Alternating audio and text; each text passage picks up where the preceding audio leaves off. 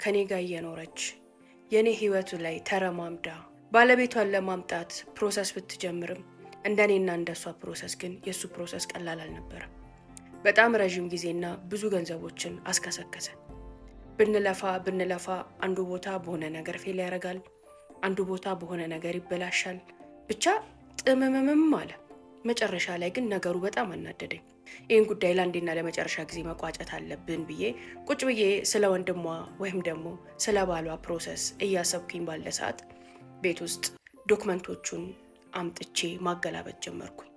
እነዛን ዶክመንቶች የእሱንም በማገላበጥ ሰዓት ለመጀመሪያ ያስደነገጠኝን ነገር ያየሁት ይህ ሰው የእናቴ ልጅ ነው ብትለኝም የእሷና የእሱ የእናት ስምም ግን የማይገናኝ ሆነ።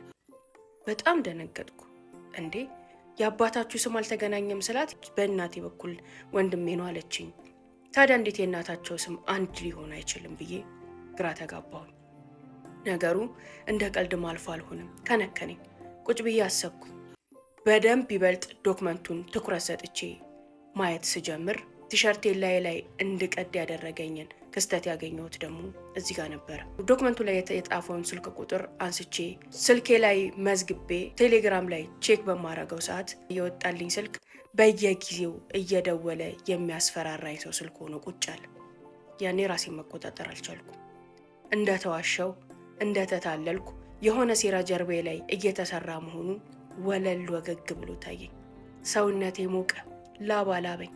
ከሳሎን ወደ መኝታ፣ ከመኝታ ወደ ሳሎን፣ በቃ እብድብዳ አጫወተኝ ነው ምልሽ። ልረጋጋ በፍጹም አልቻልኩ። ነገሮች ጨልሞ እንደ መንጋት አይነት ነገር ነው ወለል ብሎ የታየኝ። ያኔ ሳናግራት የደነገጠችው አደነጋገጥ፣ አንዳንዴ ስናወራ በመሃል የምትሳሳታቸው የነበሩ ስህተቶች፣ አንዳንድ ቃላቶቿ፣ ድርጊቶቿ፣ ድንጋጤዎቿ፣ ብቻ ብዙ ጊዜ ይሄ የሰይጣን ስራ ነው፣ ሰይጣን እየወተወተኝ ነው፣ ሰይጣን ሊያሳስተኝ ነው ብዬ ወደ ጎን የተውኳቸው አጠራጣሪ ነገሮች አሁን ከዚህ ነገር ጋር መጥተው ግጥም ብለው እየታለልኩኝ እየተጭበረበርኩኝ መሆኔ በግልጽ ታየኝ። በዛ ንዴትና ብስጭት ሰዓት አጠገቤ ብትሆን ምን ላረጋት እንደምችል ምን ሊፈጠር እንደሚችል እንኳን አላውቅም። ሰውነቴ በጣም ግሎ እያላበኝ ላይ ያለውን ቲሸርት ላይ እንዲቀመጥ መቋቋም አልቻልኩም። እዛው ላይ እንዳለ ቀድጄዋለሁ። አጠገቤ ላይ የነበረውን ግድግዳ፣ ጠረጴዛ፣ ሁሉንም ነገር በቡጢ ነርቻለሁ። ይሄ ሁሉ ነገር ሲሆን ግን ደውዬላታለሁ። ስልኩን አለማንሳቷ ጠቀመኝ። ስራ ላይ ስትሆን ስልክ ማንሳት አትችልም። ፈጣሪ ለኔ እውነትህ እስከ መጨረሻ ይውጣ ስላለኝ ነው መሰለኝ ያንን ስልክ ያላነሳችልኝ። ቢያንስ ከ3 ሰዓት በኋላ ራሴን አረጋግቼ ምን ማድረግ አለብኝ ብዬ ማሰብ ጀመርኩ። ወደ ያደረኩት ነገር አዲስ አበባ ላይ በጣም የምወዳት ቆንጅዬ ታናሽ እህት አለችኝ። እሷ ጋር ደውዬ እሷን እናገርኳት። የእሱን ስልክ ቁጥሩን፣ ፎቶውን፣ ሙሉ ዶክመንቶቹን ልኬ እንድታናግረው ያለበትን ቦታ እንድታጣራልኝ ማንነቱን ምንነቱን እንድታጣራና ማግኘት በምትችለው መንገድ አግኝታ እውነቱን እንታቅልኝ ነገርኳት። የድምፄ መለዋወጥ፣ የነበርኩበት የንዴት ሁኔታ፣ እየሰማች ያለችው ነገር ምንም አላስደሰታትም።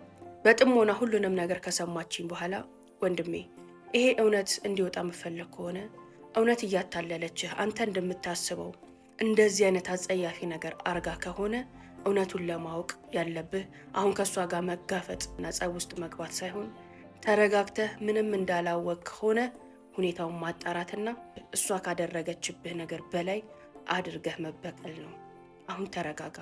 መናደድ፣ መቆጣት፣ መደባደብና መሳደብ ይበልጥ ተሸናፊ ያደርግሃል። አሸናፊ መሆን የምትፈልግ ከሆነ ይህን ነገር ቀስ ብለን እኔ እናንተ እንጨርሰዋለን። ቀስ ብለህ መጨረስ ከፈለክ ደግሞ ምንም እንዳላወቅ ከሆነ አብረሃት ኑር። ማጣራት ያለብህን ነገር ከራሱ አጣራ። እኔ ደግሞ በሰጠኝ አድራሻና አቅጣጫ መሰረት እዚህ ያለውን ነገር አጣራልሃለሁ። እውነት እቺ ሴት እንዲህ ካደረገች ከሷ እጥፍ ድርቡን አድርገህ ትበቀላታለህ። ያን ለማድረግ ግን እባክህ ተረጋጋ ብላ እህቴ ይህን መንገድ አመላከተች። ወደ ራሴ ተመለስኩ። ተረጋጋሁ። ምንም ነገር እንዳላወቅኩኝ ሆኜ በተቻለኝ መጠን ራሴን ካልም ለማድረግ ሞከርኩ። የሆነው ሆነና ግን የድሮውንነቴ ሊመለስ አልቻለም። ብዙ መታገል ነበረብኝ። ምንም እንደማላቅ ሆኜ ከሷ ጋር አስመስዬ ለመኖርና ሁኔታውን ለማጣራት ስሜቴን መደበቅ የሚጠይቅ ፈተና ነበር። እንደ ድሮ ነኝ ልልሽ አልችልም። በጣም በብዙ ተለውጫለሁ። ነገር ግን እንደዛ የተለወጥኩበትንና የሆንኩበትን ነገር እንድታቅ አላደረኳትም። ሀውለት በስንተኛው ቀን ላይ ቁጭ እንዳልን እኔ ምልሽ ወንድምሽ አግብቷል እንዴ አልኳት። አይ አላገባም አለች። ልጆችስ አሉት ስላት አይ የሉትም አለች። የሚገርምሽ ነገር ዶክመንቱ ላይ ያገባና ልጆች ያሉት ተብሎ ተሞልቷል። እረስተዋለች። ከእናትሽ ጋር ነው እንደሚኖረው ስላት አይ ከእናቴ ጋር አይደለም የሚኖረው፣ ራሱ ተከራይቶ ብቻውን ነው የሚኖረው። ምንድን ነው የሚሰራው አልኳት። ተፍ ተፍ ይላል። ቋሚ እንዲህ ነው የሚባል ስራማ የለውም። ደህና ስራ ቢኖረው ኖሮ እሱን እዚህ ለማምጣት እጋጋጥ ነበር እንዴ ብላ ያኔ በነን እንደማለት ብላ መጠንቀቅ ጀመረች። የት ነው የሚኖርበት አካባቢ አልኳት። እንዴ ለምን የምጠይቀኝ ምን ያደርግልሃል ስትለኝ አይ እንደው ዝም ብዬ ነው። ስራ ከሌለው ቋሚ ነገር ከሌለው ታዲያ እናትሽም ብቻቸውን ከሆኑ ለምን ከእናትሽ ጋር አይኖርም ብቻውን የቤት ኪራይ እየከፈለ ከሚኖር አልኳት። አይ ብዙም ከእናቴ ጋር ሲኖር አይስማማም ነገር ብላ ነገሩን ዘጋችሁ። ታዲያ ማሚ ጋር ማን አለ ስላት ታናሽ እህቴ ተፋታ መታ ልጆቿን ይዛ ከነ ልጆቿ እናቴ ጋር ነው የምትኖረው አለች። ኦኬ የእነማሚ ቤት እዚህ አካባቢ ነው አይደል ስላት አይ እዚህ አካባቢ ነው ምናምን ብላ የእናቷን መኖሪያ ነገረች። እነዚህን ኢንፎርሜሽኖች ለእህቴ ነገርኳት። እህቴ እዚህ ሰውዬ ጋር መደወል ጀመረች።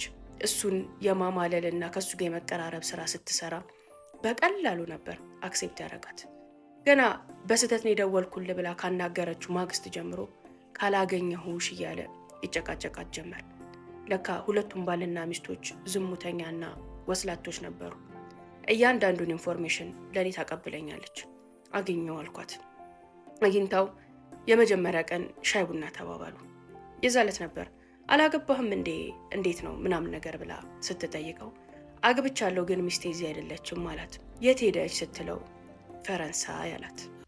ኦኬ እንዴት ጥላ ሄደች? ምን ነው በሰላም ስትለው አይ ህይወት እዚህ ምንም አልተሳካልንም፣ በጣም በችግር ነበር የምንኖረው፣ አንድ ወዳጇ ነበረ ይዟት ሄደ ይላታል። የምን ወዳጅ ስትለው ትምህርት ቤት የምታውቀው በጣም ጓደኛዋ ነበረ፣ አጋጣሚ ዱባይ ላይ ተገናኙ፣ እዛ ብዙ ነገር ረዳት አገዛት፣ ፈረንሳይም ከሄደ በኋላ የፈረንሳይን ጉዞ አመቻቸላት ይላታል። አረ እንደዚህ አይነት ጓደኛማ በጣም የሚገርም ነው። ምን አይነት ጓደኛ ቢሆን ነው ዱባይ ከመርዳት አንስቶ ፈረንሳይ እስከ መውሰድ የሚደርስ ጓደኝነት ብቻ ነው ወይስ ዝምድናም አላቸው ስትለው እሱ እንኳን ለኔም የማይመለስልኝ ጥያቄ ነው። ነገር ግን ያው ሚስቴ እንደምትለኝ ከሆነ ድሮ በጣም ብዙ ውለታ የዋልኩለት ብዙ ነገር ያደረኩለት ሰው ነው። ያንን ውለታውን ለመመለስ ነው ይሄን እያደረገ ያለው ነው የምትለኝ። ዱባይ እንዲሄድና እዚህ ከነበረበት ከፍተኛ ችግር እንዲወጣ በጣም የቅርብ ጓደኛው ስለነበረች ብዙ መስዋዕትነትን የከፈለችለት ሚስቴ ናት ይላታል። እህቴ በሆዷ ትስቃለች። አይ በሱም በጣም ጥሩ ሰው ነው፣ ሚስትህም በጣም ጥሩ ሰው ናት ትሏለች። እና አልወለዳችሁም ልጆች የላችሁም በምትለው ሰዓት ልጆች እንዳላቸው እሱ ስራ ምንም ሊስተካከልለት እንዳልቻለ እሷ ዱባይ እየተመላለሰች እሱንም ቤት ልጆቿንም ታስተዳድር እንደነበርና አሁን ደግሞ ፈረንሳይ ከሄደች በኋላ ቀጥ አርጋ እሷ እንደያዘችው የፈረንሳይ ፕሮሰስም እንደጀመረችለትና እዛ ሊሄድ ፕሮሰስ ላይ እንደሆነ ዝርግፍ አድርጎ በመጀመሪያው ቀን ግንኙነታቸው ለእህቴ ይነግራታል። እህቴ ከሱ ጋር ስትቀርብ ጀስት እንዳንድ ከማንም ሰው ጋር መዝናናት እንደምትፈልግ ተራ ሴት ሆና ነው። ሲሪየስ ሆና አልቀረበችውም። በዚያም ምክንያት ይመስለኛል ነፃና ግልጽ ሆኖ ለእሷ ሁሉንም ነገር የነገራት። ተራና ከማንም ጋር ኢንጆይ ማድረግ የምትፈልግ ሴት ናት ብሎ ስላሰበ ማለት ነው። የዛን ዕለት ነበር ያው ብቸኛ ነኝ ረጅም ጊዜ ከሚስቴ ተለያይቼ የምኖር፣ ለዚህ ዛሬ አብረን እንደር ብሎ ግብዣ ያቀርብላታል። እህቴ ግን አይ ዛሬ ትንሽ ህመም ላይ ነኝ፣ የመጀመሪያ ቀን ትውውቃችንም ነው፣ በቀጣይ በሰፊው እንገናኛለን፣ የቤትህ አድራሻ የት ነው? እንደውም ቤተ ነው ቀጥታ የምመጣው ብላ የቤቱን አድራሻ ተቀብላ የዛ ዕለት እንደምንም ብላ ከሷ መለጠች። የተነጋገሩትን እያንዳንዱን ነገር ግን ሪካርድ አድርገው ነበር። እቤቱ እንድትሄድና ልጆቹን እንድታይ በምስል ሚስቴ እውነት የእሱ ሚስት መሆኗን እንድታረጋግጥ ጠየኳት። ያን ሁሉ እየተነገረኝ እንኳን ማመን አልቻልኩም። በዛ ወቅት ነበር ብቻዬን እየሄድኩኝ ማውራት የጀመርኩት።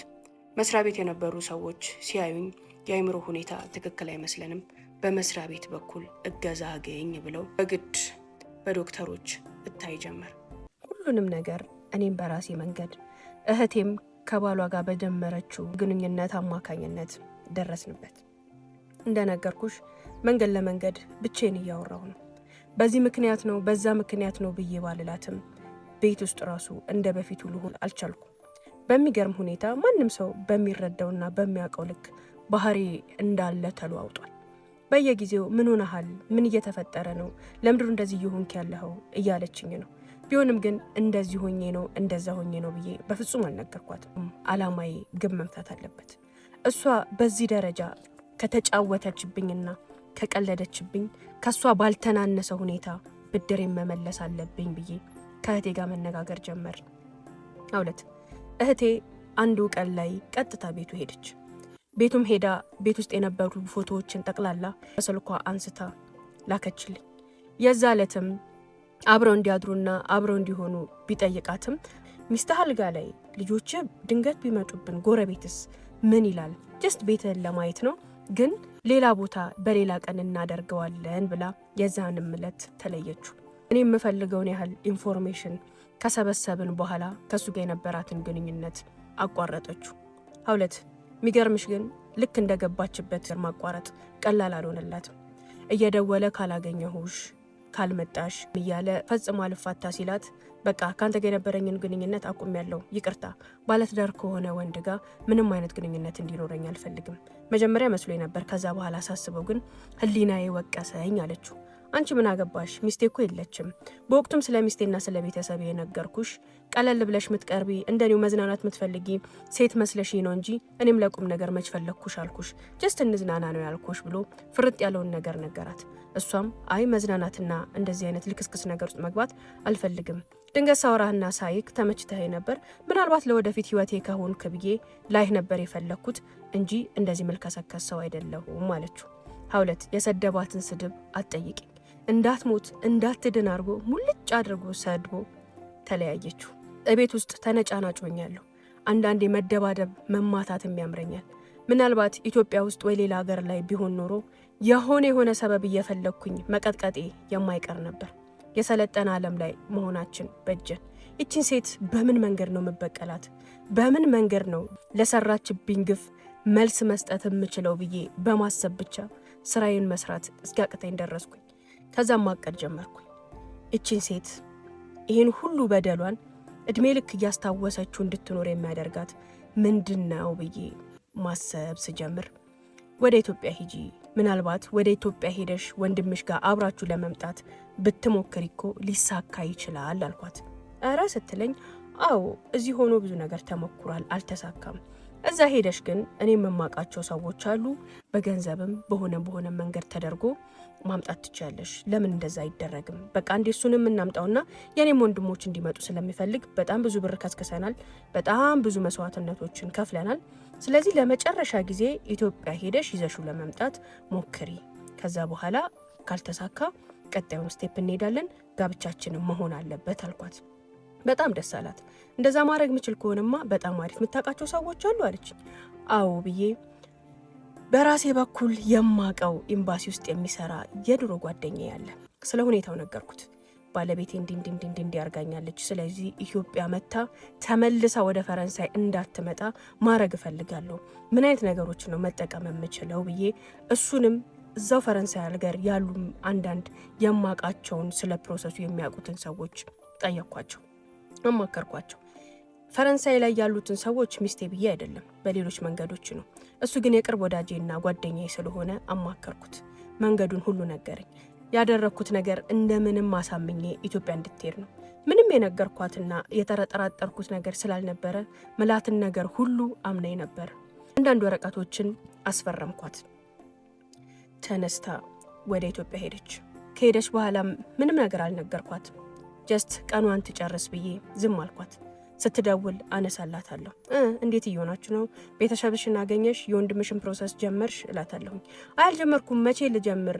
ትሄጃለሽ ታናገሪዋለሽ ብለህ ያልከኝን ሰው አድራሻውን ላክልኝ፣ እሱን ላናገር፣ እንዴት ላደርግ እያለች ብታማክረኝም ቆይ ልክልሻለሁ፣ አሁን እንዲህ ብሎኛል፣ እንደዛ ብሎኛል፣ ዛሬ የለም ነገ የለም እያልኩኝ አንጓተትኩባት። ከቤተሰብሽ ጋር ሁኚ፣ ዘና በይ፣ አይዞሽ፣ እሱንም እኔ እያናገርኩት ነው፣ ነይ በሚልሽ ሰዓት ኤምባሲ ትሄጃለሽ አልኳት። እሺ አለችኝ። አውለት ትኬቷን አላራዘምኩላትም። ሁሉ ነገር ተመልሳ ወደ ፈረንሳይ መግባት እንዳትችል አድርጌ አበለሻሸሁት። ውሎ አደረ። ቀናቶች ተቆጠሩ። ረጅም ጊዜ ቆየ። የሄደችው ለ2 ወር ቢሆንም እንዲያረኩልሽ ነው እንደዛ እያረኩልሽ ነው እያልኩኝ ነገሩ ብልሽትሽቱ እስኪወጣ ድረስ አቆየዋት። እረ ምንድነው ብላ ስትል ምንም ነገር አላልኳትም። ፎቶዎቹን፣ ማስረጃዎቹን፣ መረጃዎቹን እጄ ላይ የነበረውን ነገር ጠቅላላ አላኩላት። ምን እያረክ ነው አለችኝ። ያደረኩትም አንቺ ካደረግሽው ነገር የሚብስ አይደለም። ህይወቴን አበለሻሽተሽዋል። ወደ ነበርሽበት ቦታ ትክክለኛው በቀል ባይሆንም መልሼሻለሁኝ።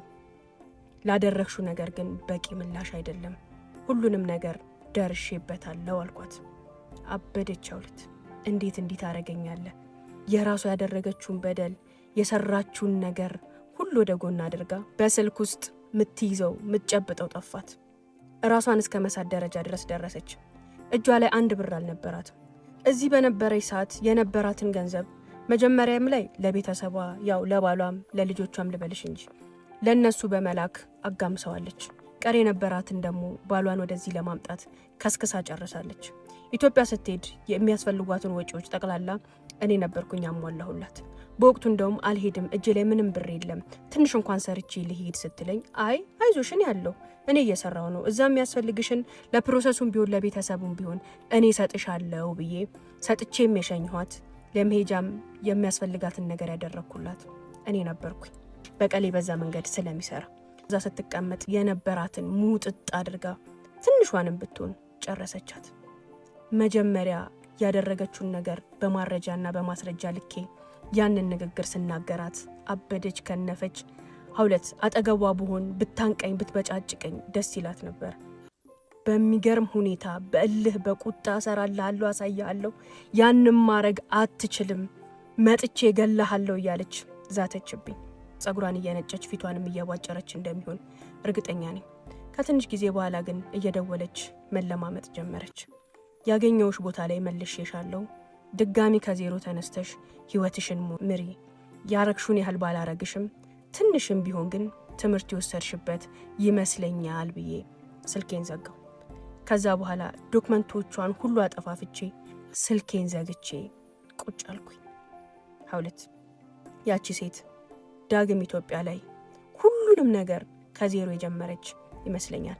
እኔም ከዛ በኋላ ጥለው የማይጥሉኝ፣ ንቀው የማይንቁኝ፣ ጠልተው የማይጠሉኝ ገመና ከታች እህት ወንድሞቼን የሁለቱም ፕሮሰስ አሳክቼ እኔ ወዳለሁበት አምጥቻቸዋለሁ። ከዛ በኋላ ግን ሰው የሚባል ነገር፣ ሴት የሚባል ነገር በፍጹም የማላምን አውሬ ሆኛለሁ። ሴት ልጅ ከቀረብኳትም የምቀርባት ለመጠቀሚያነት ለመገልገያነት ብቻ ነው። ከዛ ባለፈ አግብቼ ወልጄ ጥሩ ሰው አግኝቼ የሚባል ህልምም ተስፋም ውስጤ ላይ የለም። አሁን ላይ ግን ተረጋጋው፣ በእድሜም በሰልኩ፣ ህይወትም የተወሰነ አስተማሪ መሰለኝ። ያችን ሴት እኮ ያዘዘብኝ ምናልባት በእነዛ ምስኪን ሴቶች ላይ የሰራውት ግፍ ይሆናል ብዬ እንደነገርኩሽ ያገኘኋቸውን እህቶች የበደልኳቸውን በምችለው መጠን ለመካስ ሞክሬያለሁ።